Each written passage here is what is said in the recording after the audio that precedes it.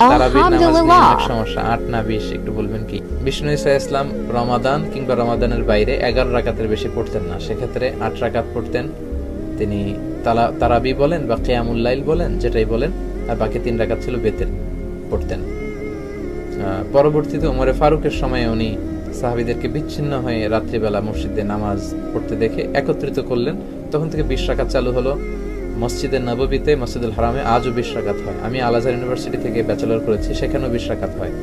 তো যেহেতু এটা ইবাদতের মাস, যত বেশি ইবাদত করা যায় ততই ভালো। সাহাবারা 20 রাকাত করেছেন।